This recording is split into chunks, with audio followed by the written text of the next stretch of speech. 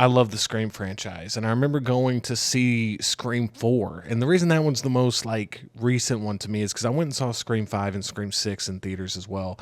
Again, I still call it Scream 5, even though that's technically called Scream, which that's a whole nother conversation. I hate when movies do that. The reason I was thinking about Scream 4 is because I really had a really cool Scream 4 memory. And, with me getting hyped for Scream 7, Kevin Williamson being back, Nev Campbell being back, Matthew Lillard being back. Like, it's a really exciting time. It's a nostalgic time. And you always kind of start doing your rankings and thinking about which ones you love the most. And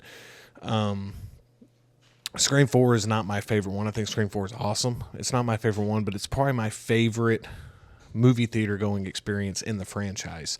I was young when the first couple of Screams came out, so I always caught those on home video. So Scream 4 is actually the very first Scream movie I saw in theaters. So that has a little bit to it. And it was me and my brother and like my best friend, and we decided to get like a Thursday night, screening of the movie. This is before they did all those screenings where you could basically go see a movie at Thursday at like 3 p.m. now. They have like these, the movie's basically coming out on Thursdays now. But this was like a legitimate Thursday, like, 10 o'clock showing. And I remember it was storming like crazy. And it was like a lot of wind, a lot of rain, thunder, stuff like that. And luckily, when we got up to the theater, we're walking, and it's a little bit of a walk at the theater we went to. It was a Cinemark theater.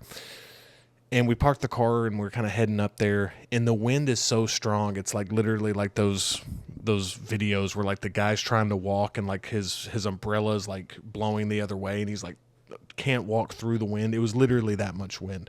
It's very windy. And the theater energy that night was really cool. It was really exciting. I don't know. I know if you're watching this video, you've seen, midnight releases of horror films or opening weekend of horror film, stuff like that. So you know what I'm talking about. The energy is really amazing. And the anxiety starts kind of ramping up because you're worried about potentially that the people that were in the 7 o'clock very first showing of the night are coming out and they're going to spoil it for you, or maybe people are going to talk during the movie. But that wasn't this case. I mean, this case, it was like a lot of different, you could tell the nostalgia was there because it was Scream 4. Wes Craven was back. We're bringing back the entire original trio with Nev Campbell, David Arquette, and Courtney Cox. And it was exciting. It was truly like a legacy sequel, And I remember, the whole atmosphere of like everybody just kind of being excited for a new Scream movie. And there's kind of that energy with horror movies in general, but with the new Scream, it was really cool. And I just remember like really being surprised at how much I was enjoying the movie, because I was sitting there thinking like, okay, I'm going to enjoy it because I love Scream. Like I love the franchise. And then I started realizing like, this is actually a really good movie. And throughout the whole movie, it was just, I thought they did a really good job with it. And by the time we got out, everybody's talking in the lobby. We're kind of discussing, the different things. Somebody made a comment like, where's all the parents at? And that got a laugh and stuff like that. So it was really cool to kind of be in the lobby after the movie because there was no other showings that night. And it was cool to kind of just be around everybody and kind of talking to other Scream fans and other fans of the movies. And you're really not having direct conversations with anybody. Everybody's kind of talking to their group that they came with. But there's like, it's that thing where like you can kind of hear the chatter around you. And when we left, it was like a positive experience. Everybody kind of left the theater on a high note. And, so Scream 4 always holds a special place in my heart for that. And with Scream 7 coming out, I'm hoping there's the same type of vibe. Because, again, I really enjoyed Scream. I call it Scream 5. I know technically it's just Scream, which I don't really care for. But Scream, that came out in 2022. I really enjoyed Scream 5 and 6. I really did. I mean, I'm a sucker for the Scream franchise. I find something to love about all of them. I'll probably maybe do even a rankings on the channel. Let me know in the comments below if you'd like to see that. But I think for me, which makes this one a little bit different, obviously Nev Campbell being back, Kevin Williamson being back, Matthew Lillard being back, that's definitely some nostalgia bait. Like, they're getting, people that grew up with the movies really excited to see those characters return. And I'm hoping that theater experience kind of matches that same energy that I got from Scream 4, which was kind of similar to the vibe I'm getting from this one.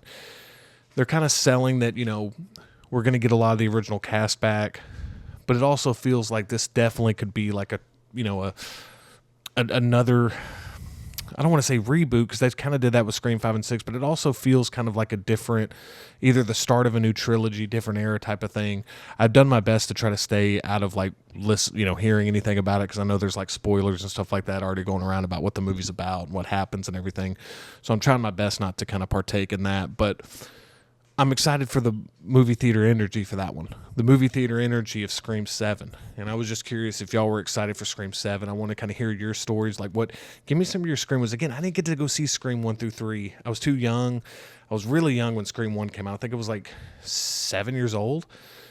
And so I didn't get to see the Scream movies in theaters. And what was really cool about Scream 1 through 3 is they all came out pretty close together. Like, they all came out within like, I believe like a 5-year span. Maybe even 4-year span.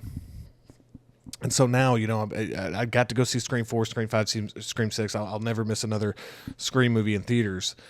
But that was just always really cool. You always kind of remember that first one in the franchise that you saw in theaters. So I'm definitely excited to hear about your story. Like, let me know if you were somebody who saw the first Scream in theaters, Scream 2, Scream 3. I can only imagine being in the theater for Scream 1, seeing it for the first time. That's like one of the movie experiences that I'm just like so jealous I didn't get to experience. Even Scream 2's opening scene.